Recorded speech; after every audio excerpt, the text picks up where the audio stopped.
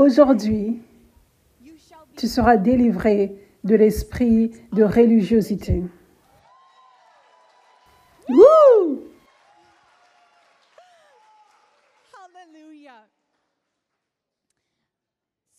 Donc, il y avait une malédiction sur l'humanité.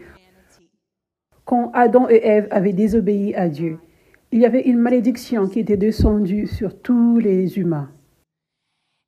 Et cette malédiction avait empêché à l'humanité d'avoir un accès direct à Dieu, d'avoir la révélation de son amour et d'être dans une vraie relation intime avec lui. Et les gens finissaient donc par naître avec des mauvais cœurs. Les gens péchaient et leur vie était liée par les péchés et il n'y avait aucune façon pour être libre des péchés. Ça, c'était une partie de cette malédiction. Les gens, l'humanité, était liée par le péché. On ne pouvait pas en être libre et cela signifiait aussi qu'il y avait des condamnés. Ils ne pouvaient pas être dans la droiture. Ils ne pouvaient pas être dans une bonne attente avec Dieu. Le ciel n'était pas dans le futur à cause de cette malédiction, à cause de ces péchés qui reposaient constamment dans la vie des gens. Et Dieu avait ce grand plan pour l'humanité à ce temps-là, et pour nous aujourd'hui, et pour les générations futures, et pour les générations passées avant nous. Il avait un grand plan de nous sauver de cette malédiction. Et la seule façon pour que cela soit fait était de faire un grand sacrifice. Le plus grand sacrifice, ce qui est d'avoir envoyé son propre Fils, Jésus-Christ, pour être un sacrifice pour nous, pour mourir pour nous. Et ça, c'est ce qui s'était produit. Jésus était venu, il était crucifié, son sang était versé, et il y avait une grande puissance dans ce sang. Avant que Jésus ne vienne, les gens sacrifiaient les animaux pour essayer de couvrir les péchés. Mais les sacrifices d'animaux couvraient un tout petit peu. Mais ça faisait juste une petite différence. Les gens ne pouvaient pas être complètement libres du péché. Le péché ne pouvait pas être complètement retiré. Il était toujours là, mais juste un peu couvert. Mais Jésus a payé le prix ultime et est devenu le plus grand sacrifice. Et il y avait tellement de puissance dans ce sang que ce sang avait retiré la malédiction, cette grande malédiction hors de l'humanité. Pour tous ceux qui viendront à croire que Jésus est Seigneur, cette malédiction sera retirée. Alléluia. Jésus avait retiré la malédiction. Pas seulement il avait retiré cette malédiction, mais ça dit que lorsqu'il était crucifié, un voile avait été déchiré. Le voile était déchiré. Amen. Maintenant, qu'est-ce qu'est le voile? Bien, la Bible parle de comment Dieu, à ces temps-là, habitait uniquement dans le temple et dans le Saint des Saints. Ça, c'est là que Dieu habitait. Et l'humanité était tellement sale et pécheresse que les gens ne pouvaient pas aller dans le Saint des Saints. Il y avait un voile, littéralement, un voile physiquement et spirituellement dans ce temple qui séparait le Saint des Saints du reste du temple. Et les gens ne pouvaient pas passer ce voile. Là, je paraphrase la Bible. Ça parle de tout ceci. Maintenant, un grand prêtre était autorisé, était la seule personne autorisée à passer ce voile une fois par an. Et il expiait, il essayait de faire une expiation pour retirer les péchés de tous les gens d'Israël. Ça, c'est ce qu'il faisait. Mais seulement lui, et seulement une fois par an, pouvait aller dans le Saint des Saints, ce qui représentait un contact direct avec Dieu, l'intimité avec Dieu, sans autre personne, une relation directe. Ça, c'est ce que ça représentait. Ça, c'est le Saint des Saints. Donc, quand Jésus était crucifié, la Bible dit que le voile s'était déchiré dans le temple. signifiant dans le monde spirituel que ce voile spirituel qui gardait l'humanité, qui empêchait aux enfants de Dieu d'être proches de lui, était déchiré. Donc maintenant, alléluia. Donc maintenant, ça c'est l'évangile. Maintenant, celui qui croit que Jésus est Seigneur, qu'il est le sauveur du monde, peut aller directement dans le Saint des Saints. Cela signifie, tu peux avoir un accès direct à Dieu, de l'intimité, la relation, et continuellement, sans une personne au milieu, sans médiateur. Alléluia. Ça dit dans Hébreux 4, verset 14.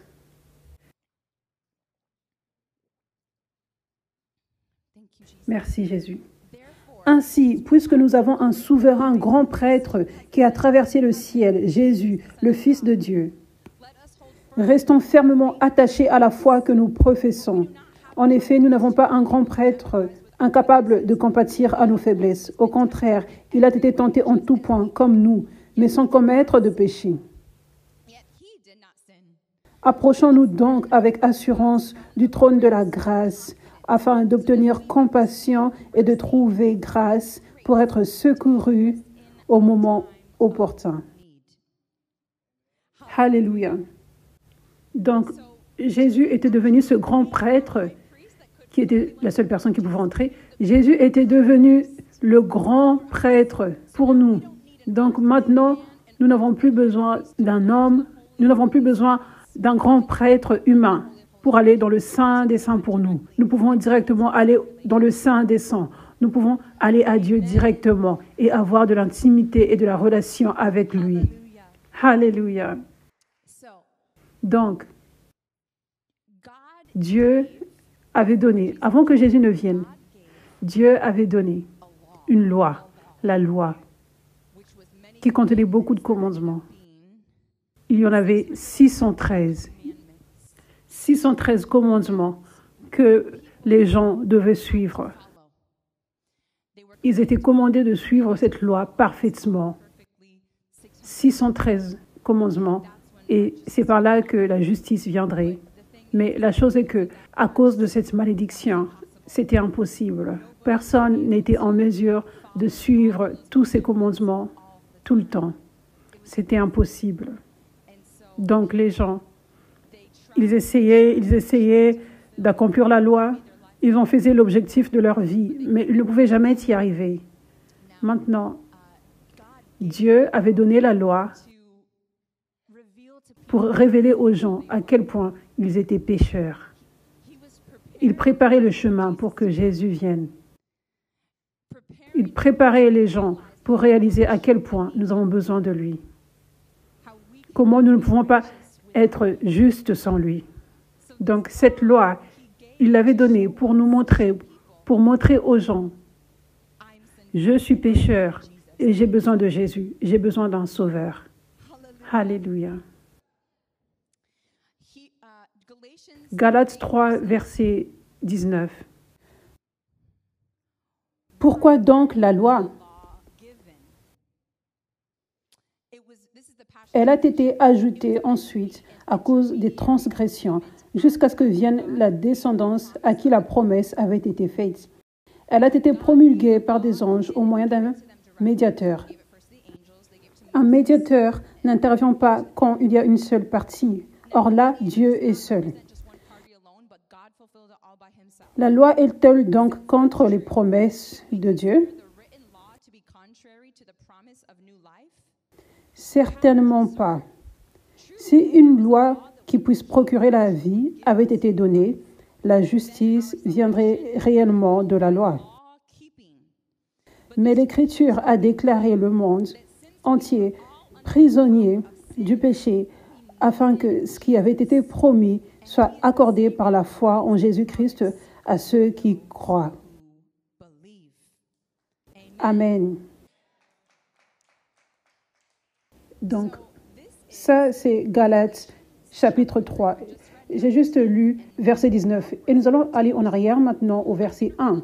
Je vais lire beaucoup d'écritures ici parce que c'est vraiment important pour que tu sois délivré de l'esprit de religiosité. Tu dois réellement comprendre ce qu'est la religiosité et ce qu'est l'esprit de religiosité afin que tu puisses identifier cela dans ta vie et réaliser, ça ce n'est pas de Dieu. Cette chose que je pensais être de Dieu, cette chose que je pensais être bonne, est en fait un esprit démoniaque de religiosité. Amen. Donc, nous allons lire beaucoup d'écritures aujourd'hui afin que tu aies cette compréhension, afin que tu comprennes réellement ce qu'est l'esprit de religiosité. Il y a beaucoup qui parlent la religion, et les gens finissent par être confus et n'ont pas une compréhension complète de ce que ça signifie. Donc, tu connaîtras la vérité aujourd'hui et tu seras libre. Amen. Tu ne périras pas par manque de connaissance. Tu auras cette connaissance. Amen. Donc, Galates 3, verset 1. Donc, Paul maintenant, il parle aux Galatiens. Il parle donc à une église spécifique et il leur corrige. Il leur corrige parce qu'ils vivaient religieusement. Ils vivaient en étant influencés par l'esprit de religiosité. Ils avaient déjà entendu parler de Jésus, ils avaient déjà donné leur vie à Jésus. Ils avaient déjà entendu la parole de Dieu qui venait par Paul et d'autres, leur proclamant l'Évangile et leur enseignant. Ce que je vous ai juste partagé à propos de comment la malédiction de la loi est brisée. Et nous ne devenons pas justifiés. Nous ne devenons pas sauvés par un travail que nous faisons, mais par la foi en Jésus, par sa grâce et par la foi en lui.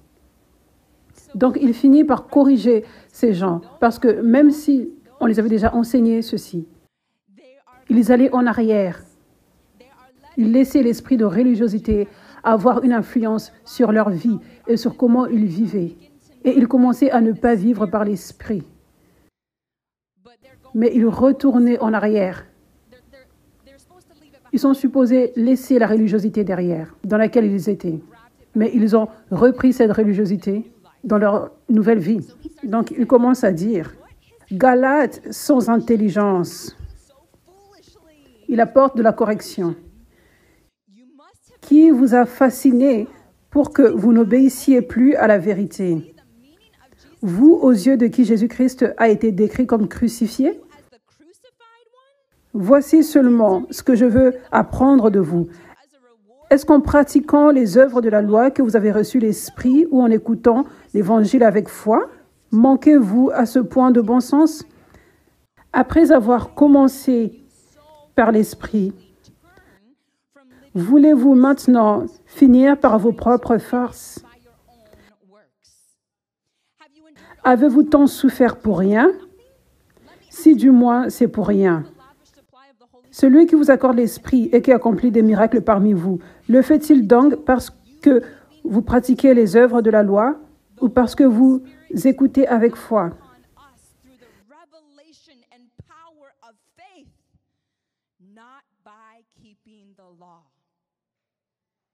Ça, c'est comme ça que le Saint-Esprit vient sur toi. Ça, c'est comme ça que plus du Saint-Esprit vient sur toi. Ça, c'est comme ça que l'onction vient dans ta vie. Ça, c'est comme ça que tu es en mesure de vivre par l'Esprit et d'être transformé par l'Esprit. Cela vient par ta foi. Non en gardant la loi.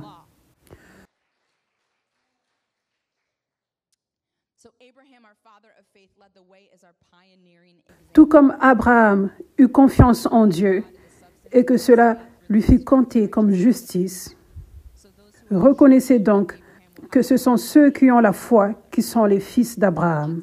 Or, l'Écriture prévoyait que Dieu considérerait les non-juifs comme justes sur la base de la foi. Et elle a d'avance annoncé cette bonne nouvelle à Abraham. Toutes les nations seront bénies en toi. Ainsi, ceux qui croient sont bénis avec Abraham le croyant. Abraham, comme les autres, comme Élie et Élisée, et Moïse et Josué, sont ces gens qui avaient reçu une grâce surnaturelle. Parce que la malédiction était sur toute l'humanité, ce qui faisait en sorte que c'était difficile de vivre comme Dieu veut qu'on vive, de vivre par la foi. Ça rendait cela difficile. Mais Dieu avait donné cette grâce surnaturelle sur ces gens, sur ces serviteurs de Dieu, sur Abraham, Élie, Élisée et Moïse. Et maintenant, nous pouvons avoir ce grand exemple de foi. Amen. Donc, il dit aux Galatiens, « En effet, tous ceux qui dépendent des œuvres de la loi sont sous la malédiction. » Je veux le dire à nouveau. Il le dit aux gens de l'Église. Il le dit à une Église, à des chrétiens. Il leur parle. Ceux qui dépendent des œuvres de la loi sont sous la malédiction. Donc il dit, vous vivez comme si Jésus n'était jamais venu. Vous vivez juste comme ceux qui étaient sous la malédiction avant que Jésus ne vienne. Les chrétiens ont ce choix et il leur corrige, il leur parle. Ne choisissez pas cela, car il est écrit, maudit soit tout homme qui ne reste pas fidèle à tout ce qui est écrit dans les livres de la loi pour le mettre en pratique. De plus, il est évident que personne n'est déclaré juste devant Dieu dans le cadre de la loi, puisqu'il est dit, le juste vivra par la foi. Or, la loi ne s'appuie pas sur la foi. Elle dit au contraire, l'homme qui mettra ces règles en pratique vivra par elles. Christ nous a rachetés de la malédiction de la loi en devenant malédiction pour nous, puisqu'il est écrit, tout homme pendu au bois est maudit. Donc Jésus était pendu au bois, cela signifie la croix. Donc il avait accompli cette écriture, il était devenu la malédiction pour nous. C'est ainsi quand Jésus-Christ, la bénédiction d'Abraham, touche aussi les non-juifs. Basiquement, ça signifie toute personne, de toute tribu, de toute nation, de toute langue, peu importe le passé. Toutes ces personnes peuvent recevoir ces bénédictions maintenant. Toute personne peut recevoir le salut. En Jésus-Christ, la bénédiction d'Abraham touche aussi les non-juifs et nous recevons par la foi l'Esprit qui avait été promis. Amen. Alléluia.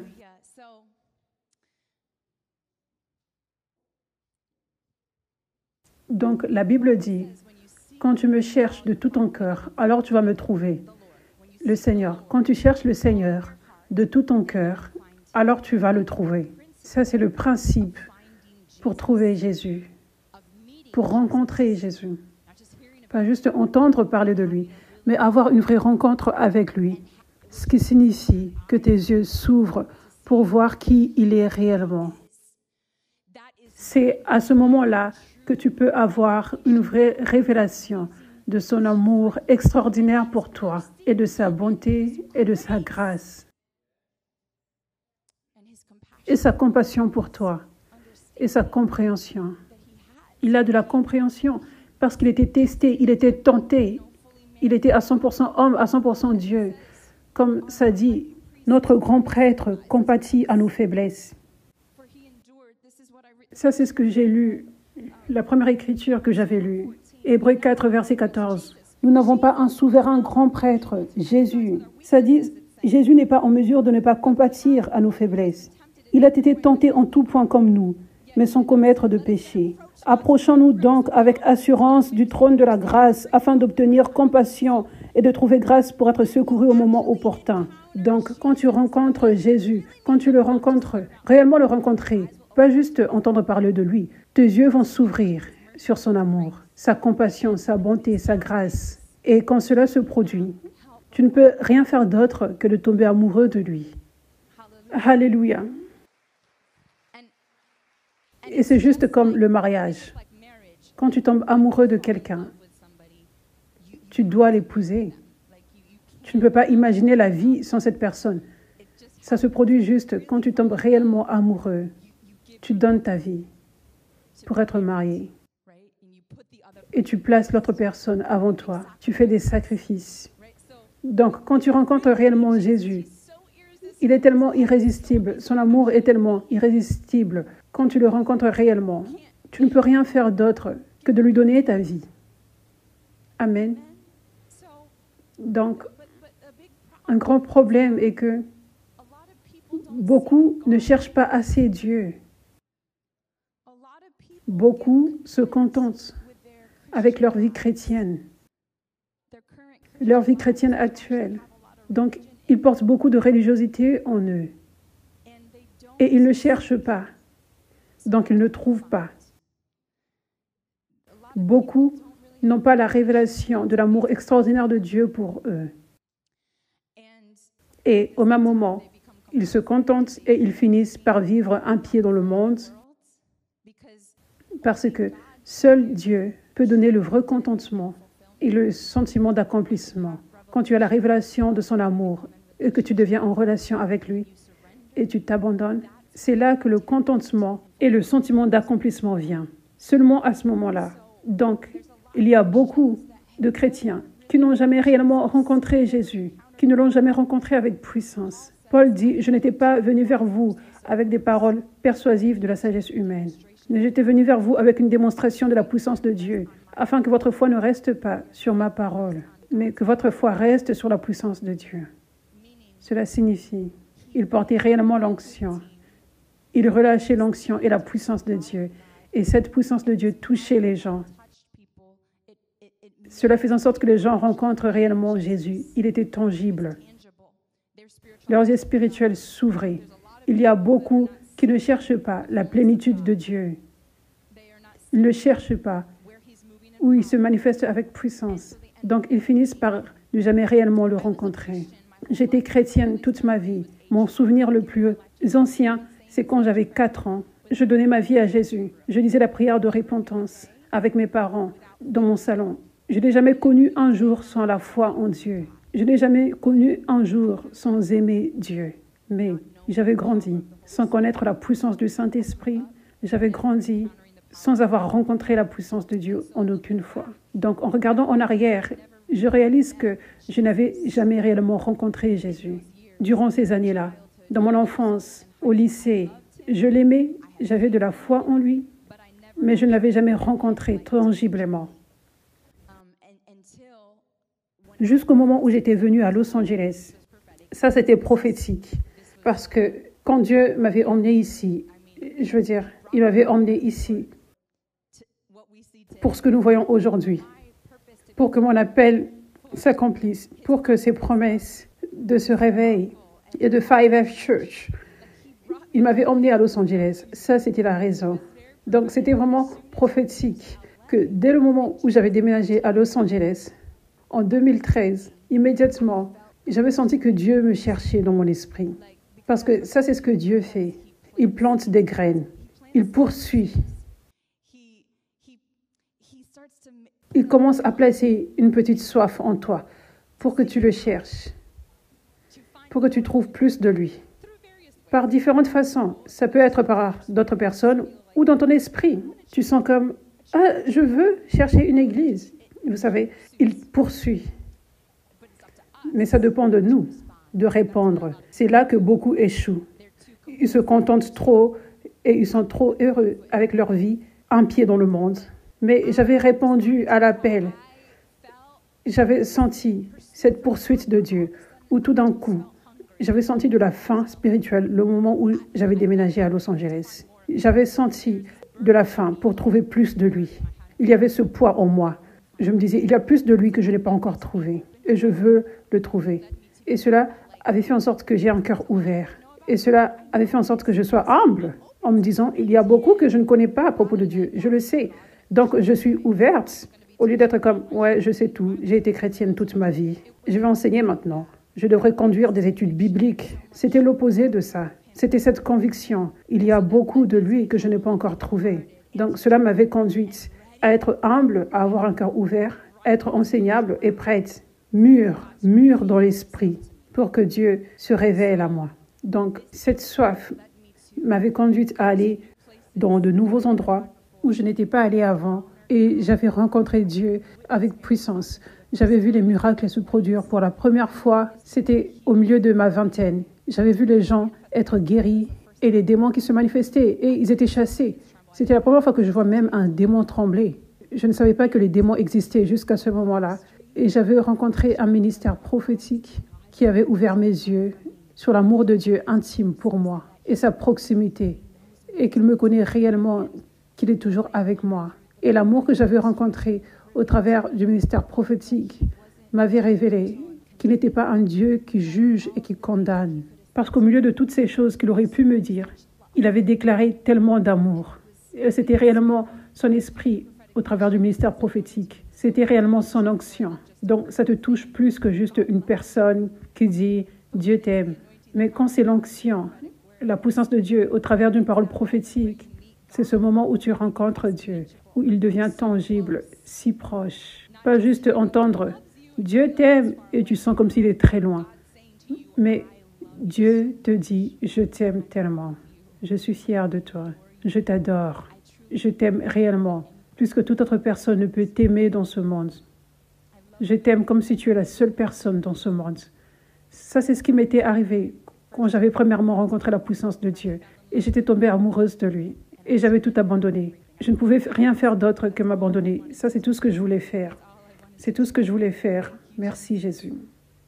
En vous partageant comment j'avais rencontré la puissance de Dieu au milieu de ma vingtaine. Et mes yeux s'étaient ouverts sur l'amour de Dieu extraordinaire. Et je l'avais réellement rencontré.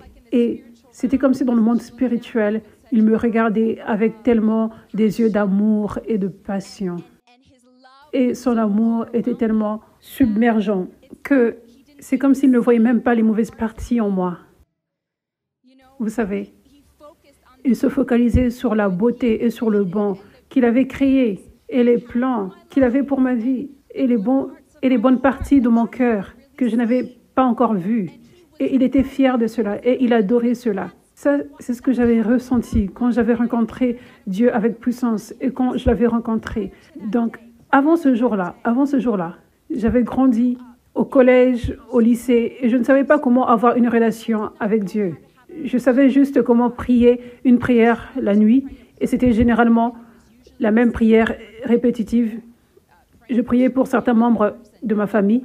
Maintenant, je passe ma tête pour dormir. Je prie que le Seigneur, mon Dieu, me garde toute la nuit. C'était la même chose, toutes les nuits. Je disais cela et je savais que j'étais supposée lire ma Bible, mais je finissais par ne jamais la lire. Quand j'étais au lycée, et ensuite j'avais commencé à mettre un pied dans le monde et j'avais commencé à être tiède et je n'avais pas la révélation de l'importance de suivre la parole de Dieu. Je n'avais pas la révélation que sa parole nous avait été donnée afin que nous trouvions une vraie vie, afin que nous soyons protégés des portes qui peuvent s'ouvrir pour les démons. Je n'avais pas cette révélation. Et j'allais à l'église toutes les semaines et j'aimais Dieu, mais je n'étais pas en amour avec lui parce que je ne l'avais pas encore rencontré. Parce que tu ne peux pas être en amour avec quelqu'un si tu ne l'as pas encore rencontré. Donc, ça, c'était ma vie. Et ensuite, j'étais allée à l'université et j'aimais toujours Dieu. J'aimais parler de lui. C'était la chose favorite que j'aimais faire. Mais j'avais des amis mondains, j'avais un pied dans le monde. J'allais dans des bars, mais je ne m'enivrais pas et je n'allais pas dormir avec des gens. Mais je vivais quand même tiède, un pied à l'intérieur, un pied à l'extérieur. Je conduisais les services de louange, je chantais la louange à l'université. Mais j'étais tiède, j'avais ma Bible sur ma table de nuit et ça restait là toute la journée. Je savais que j'étais supposée la lire, mais quelque chose m'empêchait de la lire. Et je ne l'ouvrais jamais. Et je ne passais pas du temps intime à prier à Dieu tout au long de ma journée. Et en retour, je sentais tellement de condamnation. Je sentais comme je suis une chrétienne horrible. Qu'est-ce qui ne va pas avec moi? Pourquoi je n'arrive pas à ouvrir la Bible? Je ne fais pas assez bien. Qu'est-ce qui ne va pas avec moi? Ça, c'est comme ça que je vivais. Je vivais dans la condamnation. Je vivais en pensant plus à la condamnation de Dieu que son amour pour moi. Et ensuite, toute chose avait changé quand j'avais réellement rencontré Jésus par sa puissance qui se manifestait par un serviteur. Toute chose avait changé. Donc avant, je ne connaissais pas que Jésus était si aimant envers moi, que son amour retirait tout péché dans ma vie, toute mauvaise partie de ma vie. Je ne connaissais pas que son amour absorbait tout ça comme un feu dévorant. Je ne connaissais pas que Dieu voyait tellement de beauté en moi jusqu'à ce moment-là. Mais ensuite, quand je l'avais rencontré, je pouvais voir, Dieu, ton amour est tellement extraordinaire. Et à ce moment-là, ce qui se passe dans le monde spirituel, c'est que, j'avais cette image de qui Jésus était. Ce n'était pas un amour comme ça, premièrement, mais c'était comme avec de la condamnation et du jugement. Et cela faisait en sorte que je ne veuille pas aller plus proche de lui, parce que je le voyais comme s'il me disait « tu ne fais pas assez ». Cela faisait en sorte que je sois comme embarrassée. J'essayais de juste l'ignorer et de continuer ma vie et ne jamais ouvrir ma Bible pour lui parler et pour venir vers lui. J'avais la honte. Ça, c'est ce qui s'était passé avec Adam et Ève. Adam et Ève avaient fait une erreur. Mais je veux dire, Dieu les aimait tellement. Ils avaient fait cette erreur et immédiatement, ils avaient entendu le diable leur parler de la condamnation et du jugement, prétendant être la voix de Dieu. Il essayait de se déguiser comme la voix de Dieu, comme vous devriez avoir honte de vous-même. Vous êtes sales, vos corps nus sont sales, vous devez vous couvrir. Ça, c'est ce qu'ils entendaient. Et ils n'avaient jamais su qu'ils étaient nus avant. Ils étaient les premiers humains.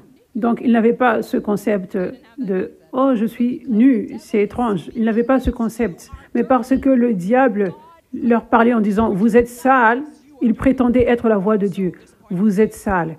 Je suis tellement déçu par vous. Soyez loin de moi parce que je suis tellement en colère. Je ne veux même pas vous voir. Je ne vous aime plus maintenant. Je suis en colère contre vous maintenant. Donc, allez-vous-en et allez vous couvrir. » Ça, c'est ce que le diable leur parlait. Ils prétendaient être Dieu. Et ils avaient cru que c'était Dieu. Donc, ils étaient allés se couvrir. Et ensuite, Dieu était là en disant, « Où êtes-vous? Pourquoi vous vous cachez ?» Et il leur voit couverts. Et il leur dit, « Qui vous a dit que vous étiez nus? Qui vous a dit que vous étiez sales? Ce n'était pas moi. Qui vous a dit que vous devriez vous couvrir parce que personne ne veut vous voir? Ce n'était pas moi. » Ça, c'est l'esprit de religiosité. Il y a beaucoup de parties à l'esprit de religiosité. Nous allons juste faire une partie aujourd'hui. Il y aura une autre partie la semaine prochaine. Mais ça, c'est une partie de l'esprit de religiosité. Une partie de l'esprit de religiosité, c'est la condamnation et le jugement. La condamnation et le jugement qui étaient sur l'humanité, avec laquelle l'humanité traitait tout le temps. Ils étaient jugés, ils étaient pécheurs. Ils ne pouvaient pas être libres.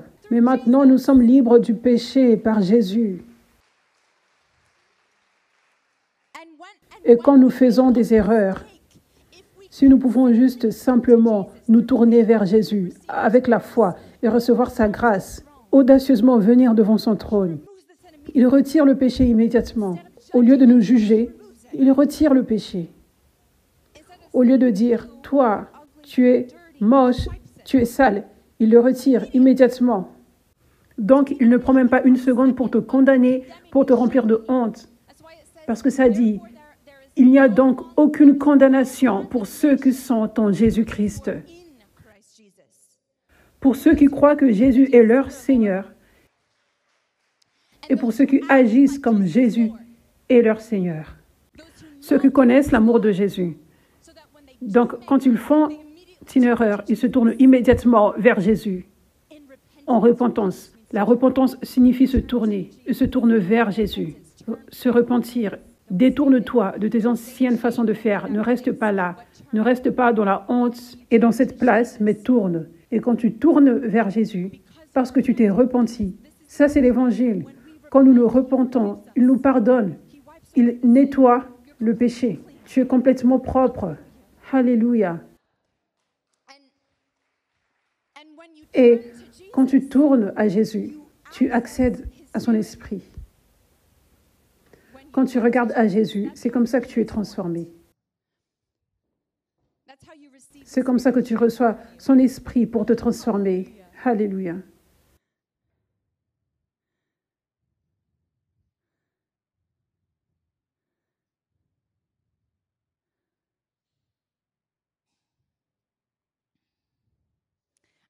Je ne pense pas avoir préparé l'écriture, donc je vais juste vous la paraphraser. J'ai oublié de l'écrire, mais il y a une écriture qui dit, quand nous regardons à Jésus, nous sommes transformés continuellement. Continuellement, nous sommes transformés quand nous regardons à Jésus. Quand nous plaçons nos yeux sur Jésus. Quand nous faisons une erreur et immédiatement nous nous retournons. Quand nous faisons une erreur et nous sommes comme, je ne voulais pas faire ceci. Je veux vivre pour plaire à Jésus. La seule façon pour que ce péché soit retiré de moi et que j'ai l'habilité de ne plus le faire, c'est de me tourner vers Jésus.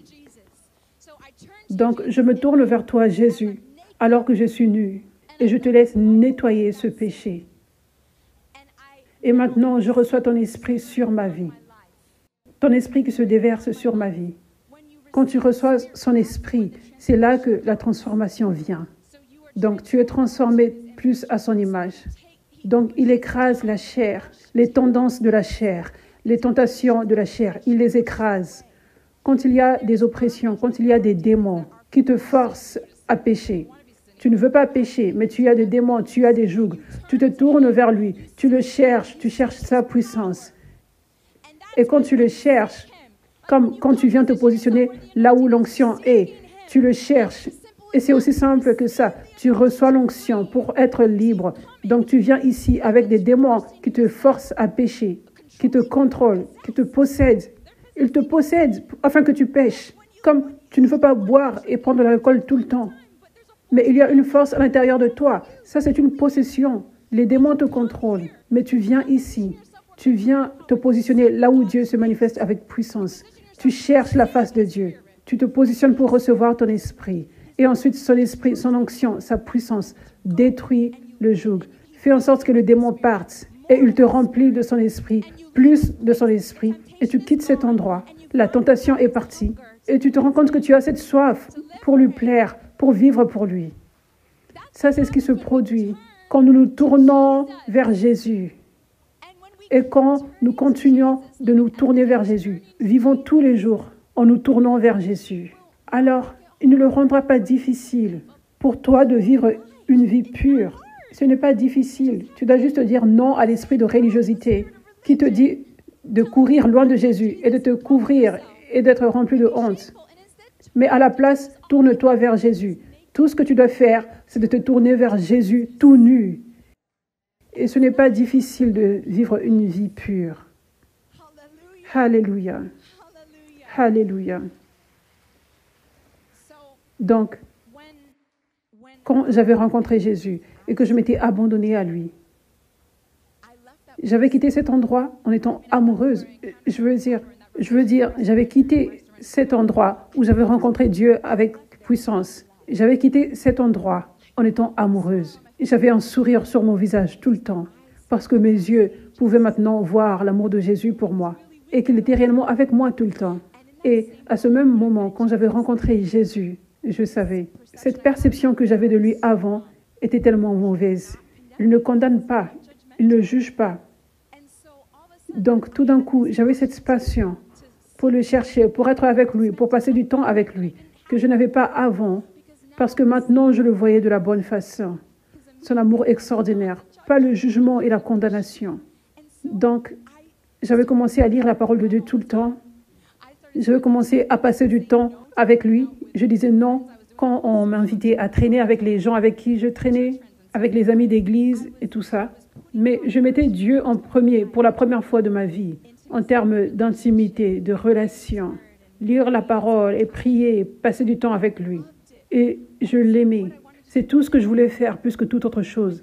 Alors que le jour d'avant, plusieurs années avant, je ne pouvais pas faire cela parce que j'étais liée par l'esprit de religiosité. J'étais aveuglée par l'esprit de religiosité.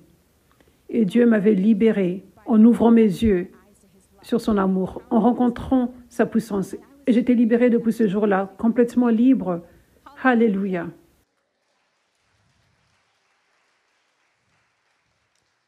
Donc, toute ma vie avait changé à partir de là. Cette révélation avait tout changé. Où à chaque fois que le diable essayait de me condamner à propos de quoi que ce soit, je savais, ça c'est le diable. Alors qu'avant, je ne savais pas que c'était le diable. Je pensais que c'était Dieu. J'y croyais et cela me mettait par terre. Et cela me poussait loin de Dieu. Mais maintenant, j'entends ces voix et je les rejette. J'entendais ces voix et je les rejetais. Et à la place, je me tournais vers Jésus et je le voyais de la bonne façon. Je continuais de le voir de la bonne façon tous les jours. Alléluia.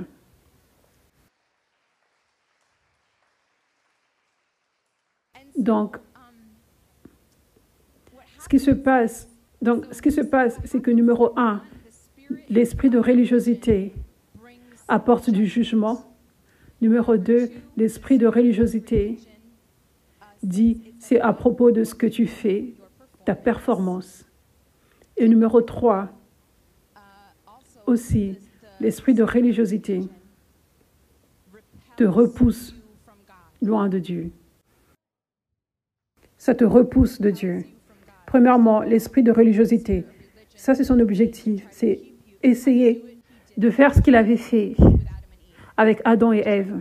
Essayer de faire en sorte que tu continues de te détourner de Dieu alors que tu es supposé te tourner vers Dieu.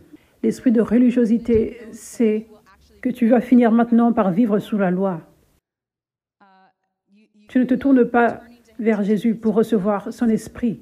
Donc, tu continues de penser que parce que tu ne lis pas assez la Bible, parce que tu ne pries pas assez, parce que tu ne fais pas cette chose et cette chose et cette chose assez, alors Dieu est déçu après toi. Et tu n'es pas un bon chrétien. Donc, l'esprit de religiosité vient numéro 1 avec cette voix qui dit, c'est à propos de ton travail. C'est à propos de ta performance. Parce que tu ne fais pas assez, Dieu est déçu. Donc ça, c'est la voix que tu entends tous les jours. Alors que réellement, la vérité est que Dieu te dit, je t'aime, je suis fier de toi, je suis excité pour ton futur, pour les promesses qui vont s'accomplir dans ta vie, les plans que j'ai pour toi, que nous allons faire ensemble. Dieu est rempli de joie. Dieu est rempli d'un grand amour pour toi. Il y a une écriture qui dit, ça dit dans Psaume que, je paraphrase, ça dit comment un père aime son enfant. C'est juste un petit aperçu de l'amour de Dieu pour toi. Donc tous les jours, il te dit, je t'aime. Mais quand tu écoutes l'esprit de religiosité, tu penses que littéralement, il te dit tous les jours, je suis déçu après toi. J'ai honte de toi. Donc, je ne veux même pas parler avec toi. Va loin de moi, tu es puni avec la condamnation.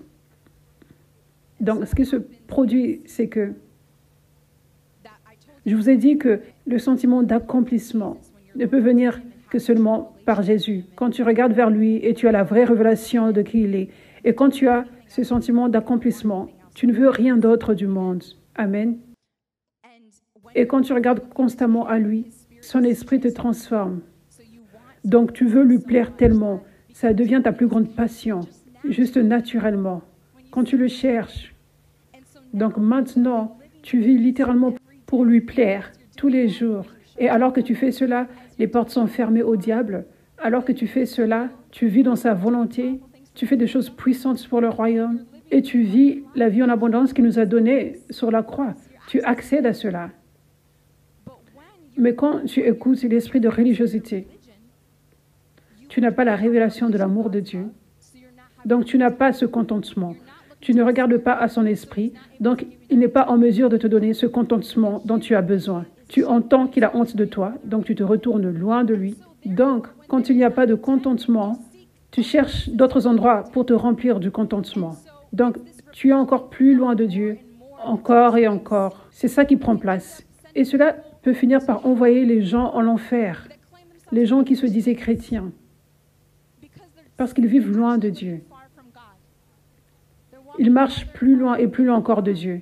dans leur cœur et dans leurs actions pour essayer de se remplir. Donc, ça, c'est le vrai danger de l'esprit de religiosité. Ça, c'est l'une des plus grandes stratégies du diable.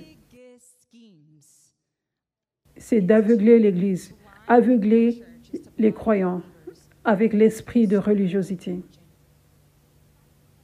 Il essaie d'envoyer les gens en enfer avec cet esprit. Ça, c'est sa plus grande stratégie. Et nous avions appris tellement à propos de ceci, à propos du vieux vase, dernièrement. Le vieux vase, c'est cette ancienne façon de penser. C'est cette façon de penser sous la loi. C'est cette perception de la parole de Dieu, sans avoir la révélation de la grâce de Dieu, et que les choses peuvent changer tellement. Donc, tu dois lire la Bible selon la Nouvelle Alliance. De l'Ancien Testament au Nouveau Testament, tu dois lire la parole de Dieu avec les yeux de la Nouvelle Alliance, pas de cette façon du vieux vase. Et ça, c'est la grande chose que Dieu fait maintenant, dans ce réveil. Il y a tellement de chrétiens liés par l'esprit de religiosité. Et maintenant, Dieu libère son peuple. Il ouvre les yeux sur qui il est réellement, sur son amour réel et sa grâce. Donc, j'aimerais vous partager comment identifier l'esprit de religiosité qui vient au travers du jugement, qui vient par l'accomplissement d'un travail, la mentalité du travail dans ta vie. Comment tu pourrais voir cela prendre place? Donc, Dieu comprend que nous sommes humains. Dieu comprend que nous sommes fatigués. Nous avons besoin de sommeil. Dieu comprend que tu as des enfants qui ont beaucoup de besoins. Dieu comprend que les choses se produisent, que nous avons un ennemi, le diable, qui apporte des attaques. Dieu comprend toutes ces choses qui peuvent des fois. Donc, toutes ces choses se produisent dans notre journée et ce que nous avions prévu en termes de passer du temps avec Dieu, comme lire sa parole et passer du temps avec lui. Des fois, des choses se produisent et nous ne pouvons pas passer autant de temps que ce qu'on avait planifié. Ou pas du tout en termes de lire la parole. Peut-être que tellement de choses se sont passées. Peut-être que c'était Dieu qui te demandait de faire des choses pour son royaume. Il avait des choses qu'il voulait que tu fasses. Même cela, dans ce jour particulier, c'est ce qu'il t'a appelé à faire. Et c'est même là que tu auras de l'intimité avec lui, en lui obéissant et en faisant le travail qu'il t'a demandé de faire. Donc Dieu comprend ceci. Donc nous ne devrions pas vivre nos vies dans cette façon religieuse et rituellement, en étant comme « je dois lire un chapitre de la Bible, au moins, sinon Dieu sera déçu après moi. Un chapitre par jour. Je dois prier pour 1 heure, au moins, dans ma chambre, sinon Dieu sera déçu après moi. » Et certains d'entre vous étiez en train de vivre de cette façon. Certains d'entre vous, on vous a enseigné cela. Et les gens dans vos vies vous ont dit « oui, ça c'est ce que je fais, je prie pour cette durée spécifique, je jeûne pour cette durée spécifique, c'est ce que nous devons faire. » Et ça a été cette mauvaise révélation religieuse de qui Dieu est, qui est venue profondément dans ta vie. Et avec cela, tu penses, quand je lis la Bible, quand je prie, quand je jeûne, quand je fais ceci, ceci et ceci, alors je peux me sentir bien à propos de moi-même. Alors Dieu sera bon avec moi. Alors là, je saurai que je suis un bon chrétien. Et je pourrais être comme, OK. Et tu vis ta vie de cette façon, ce qui est complètement basé sur le travail. Et tu oublies toute la grâce de Dieu. Et tu oublies à propos de l'intimité avec Dieu. Tu oublies que c'est à propos de la relation. Ça devrait être comme, Dieu, qu'est-ce que tu veux que je fasse aujourd'hui? Comment tu veux que je passe du temps avec toi? Comment tu veux que je lise ta parole? Quelle quantité de la parole je dois lire aujourd'hui? Et ensuite comprendre que le Saint-Esprit bouge comme un vent. Il ne dit pas la même chose tous les jours. En termes de, c'est ceci tous les jours. Des fois, des choses se produisent. Donc, si des choses se produisent et l'habitude que tu as, généralement, les habitudes sont bonnes.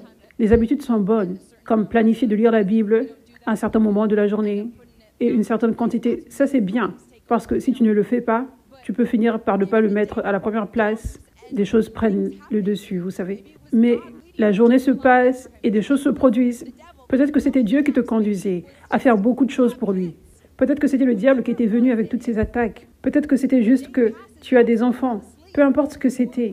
Et si la journée a passé et tout d'un coup, tu t'es retrouvé endormi avant d'avoir lu les 3 chapitres de la Bible que tu avais planifié de lire ce jour-là, et tu t'endors, tu ne te réveilles pas le matin en étant comme « Oh, Dieu est dessus !» Tu te réveilles le matin en étant comme « Oh, le Saint-Esprit s'était manifesté d'une façon différente hier. » Mais tu te réveilles « Bonjour Dieu » et tu vois Dieu te regarder « Bonjour mon enfant, je t'aime. » Donc, tu as besoin de vivre tes journées en renouvelant constamment tes pensées avec la révélation que Dieu t'a montrée de son amour. Je sais que beaucoup d'entre vous avez eu une rencontre comme moi-même j'avais eu. Et vous savez de quoi je parle, comment toute chose a changé. Et vous savez qu'il n'est pas ce Dieu qui condamne. Il est tellement extraordinaire, son amour est grand, ça c'est qui il est. Et si tu n'as pas encore eu cela, tu vas l'avoir aujourd'hui au nom de Jésus. Si tu as la foi et si tu as la soif. Donc tu devrais vivre tes journées en renouvelant constamment tes pensées par rapport à comment Dieu te regarde, qu'il te regarde avec amour. Constamment renouveler tes pensées de cet esprit de religiosité avec lequel tu luttais dans ta vie. Donc le diable va probablement essayer d'attaquer encore de cette façon. Donc sois alerté. Tu devrais vivre tes journées en étant alerté dans le monde spirituel de ces attaques, afin que lorsque une pensée de condamnation viendra, tu pourras l'identifier immédiatement, la rejeter et tourner à Jésus et ne pas être affecté par cet esprit de religiosité qui essaie de te repousser de Dieu. Voici comment tu devrais vivre tes journées. Renouvelle tes pensées avec cette vérité. Vois Dieu constamment de la bonne façon. Rejette les mensonges du diable de condamnation et vis avec la révélation que Dieu est de ton côté, qu'il t'encourage, qu'il ne le rend pas difficile de le suivre, de lui obéir, qu'il est de ton côté, il est ici pour t'aider et que ce sont ses plans, pas tes plans religieux, qui devraient se produire dans ta journée. Donc, tu devrais venir humblement. Seigneur, conduis-moi aujourd'hui. Je veux être dans ta volonté parfaitement. Je veux passer du temps avec toi parfaitement. Et tu vis dans l'amitié avec Dieu tout au long de ta journée. L'esprit de religiosité est à propos de la performance et aussi il tend à croire que l'action de prier fait en sorte que Dieu soit heureux en te regardant. Donc les gens prient des prières qui sonnent religieusement parce que c'est à propos du travail. Les gens pensent que plus ça sonne spirituel, plus tu es un bon chrétien, plus tes prières sont puissantes. Donc, les gens vont faire des prières et vont dire, ils vont commencer à parler avec ce langage religieux, qu'ils ne parlent pas. Ça, ce n'est pas comme ça que tu parles naturellement. Mais tu parles dans ce langage étranger. Tu commences à parler comme dans la version Roi Jacques de la Bible. Tu parles comme dans la version Roi Jacques de la Bible. Tu commences à parler avec des « ainsi vous êtes ». Notre Père qui est aux cieux. À la place de cela, tu dois prier avec révélation. Que ton nom soit sanctifié. Seigneur, Seigneur, ici, dans le ciel et sur la terre, dans ma vie, je te loue. Est-ce que tu sais ce que ça signifie que ton nom soit sanctifié ou tu le dis juste? Ton nom est grand et digne d'être loué. Seigneur, je te loue, tu es tellement bon. Tu m'as protégé aujourd'hui. J'ai vu les attaques de l'ennemi sur ma vie et tu m'as protégé aujourd'hui. Que ton nom soit sanctifié comme je te loue, Seigneur, pour ta bonté. Tu pries avec révélation. Tu pries comme si Dieu est juste devant toi. Et il est une vraie personne. Pas ce Dieu qui ne parle pas le même langage que toi, qui parle seulement comme dans la version de la Bible Roi Jacques. Et tu ne comprends même pas ce qu'il dit. Et il est loin de toi. Mais tu lui parles comme s'il est ton meilleur ami, parce qu'il l'est dans ce monde. Et tu lui parles avec un langage normal qui vient de ton cœur. Que ton royaume vienne, que ta volonté soit faite. Dieu, je veux que ta volonté soit faite dans ma vie aujourd'hui. Je veux que ton royaume vienne au travers de moi. Je veux que ta volonté soit faite. Je te donne ma volonté aujourd'hui, Seigneur. Je veux être conduite parfaitement par ton esprit. Dieu, je veux ta volonté dans ma vie. Je veux voir ton onction couler au travers de moi. Je veux que ton royaume vienne. Je veux que l'onction vienne. Fais de moi un serviteur en qui tu peux faire confiance. Donne-moi un cœur dans lequel tu peux faire confiance afin que tu déverses ton onction en moi, afin que je puisse faire de vraies choses pour toi, des choses puissantes pour toi sur cette terre. Alléluia.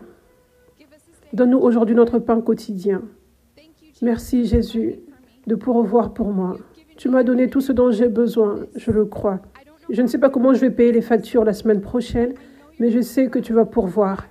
Et je te demande pour cette provision. Et je déclare toutes les façons que le diable utilise pour m'empêcher d'avoir de la provision doivent s'en aller. Je te remercie Seigneur de pourvoir pour moi. J'ai vu comment tu avais pourvu pour moi dans ma vie plusieurs fois. Je te remercie Seigneur et pardonne-nous nos offenses. Certains d'entre vous, vous ne savez pas ce que ça signifie offense, les péchés, mais tu le dis juste. Dieu, hier, j'avais crié sur quelqu'un. Je veux avoir plus de ton cœur. Merci de m'avoir pardonné. Je me repens, je me tourne vers toi et je m'excuse. Amen. Pardonne-nous nos offenses. Pardonne ceux qui nous ont offensés. Seigneur, j'aime mes ennemis. Cette personne m'a attaqué aujourd'hui. Elle m'a attaqué hier. Elle a parlé de mauvaises choses contre moi. Mais je pardonne et je bénis cette personne. Et je veux que cette personne soit bénie, qu'elle ne soit pas maudite. Amen. Car c'est à toi qu'appartiennent le royaume, la puissance et la gloire. Je te remercie, Seigneur, pour la victoire. Ta puissance a la victoire sur tout joug et sur toute stratégie du diable dans ma vie. Parce que c'est à toi qu'appartient la puissance.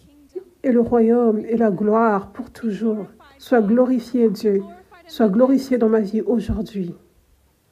Alléluia. Merci, Jésus. Donc, ça c'est juste un petit exemple pour toi. Je ne dis pas que tu n'es pas censé dire le Notre Père, mais je te donne juste cet exemple de comment les gens prient juste parce qu'ils sont supposés prier. Je dis des mots extravagants. J'ai prié pendant 3 heures. Je suis un grand chrétien maintenant. Mais tu es loin de Dieu. Tu es loin de Dieu. Et ça ne t'apporte même pas la justice. Tu n'accèdes pas à la grâce de Dieu. Donc tu n'es même pas sauvé. Si c'est comme ça que tu vis. Tu dois avoir une vraie intimité, une relation avec Dieu. Prie-le avec ton cœur. Oui, prends un temps à part avec Dieu pour prier, mais que ce soit de la vraie intimité.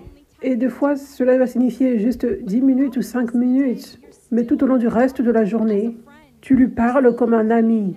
Tu l'inclus toujours dans ta journée, comme un ami. Donc, alors que tu fais ça, c'est comme ça que tu accèdes à son esprit. C'est comme ça que tu es en mesure de vivre par l'esprit. Donc, faire un travail religieux, c'est pour faire en sorte que tu te sentes bien à propos de toi-même et pour que les autres te regardent comme un bon chrétien. Et aussi, c'est une façon d'échapper au vrai abandon à Dieu. Par exemple, tu ne veux pas admettre les mauvaises motivations que tu as. Tu parais parfait de l'extérieur. Donc, tu peux échapper à l'abandon avec ça. Mais quand tu fais un travail partant de l'amour pour Dieu, tu fais toujours plein de bonnes choses, beaucoup de bon travail. Tu lis toujours la Bible, tu pries toujours, tu sers toujours dans l'église, tu fais toujours du travail, mais ce n'est pas religieusement. Tu fais cela en obéissance à Dieu, parce que tu aimes Dieu. Amen. Donc tu fais tout ce travail juste parce que tu aimes Dieu et tu veux lui obéir et tu veux toucher son cœur. Et tu es tellement offensé s'il t'arrive de faire une erreur. Tu ne te condamnes pas, mais tu es convaincu et tu es blessé dans ton cœur. Alors que ceux qui vivent dans la religiosité, ils sont condamnés, mais ils ne sont pas convaincus. Donc, Il est temps de vivre libre de la religiosité, libre de la condamnation, libre du jugement. Ça, c'est l'une des grandes clés. Certains d'entre vous aviez lutté pour vivre des vies pures. Vous aviez réellement lutté. Vous êtes réellement en train de lutter. Et pour certains d'entre vous, ça, c'est ce que vous manquez. C'est que vous êtes liés par l'esprit de religiosité. Vous acceptez continuellement la voie de condamnation et de jugement et de honte. Quand vous rejetez cela, quand vous allez être libérés aujourd'hui, vous serez en mesure de vivre une vie pure et sainte qui va vous choquer. Vous serez ébloui de comment le péché n'aura plus d'emprise sur vous. Parce que tous les jours, tu regarderas à Jésus de la bonne façon. Et donc, tu vas accéder continuellement à son esprit pour te donner la grâce, pour t'aider, pour te donner des habilités surnaturelles afin que tu vives une vie sainte et pure et non de la chair. Amen. Alléluia. Alléluia. Merci Jésus. Merci Jésus. Merci Seigneur.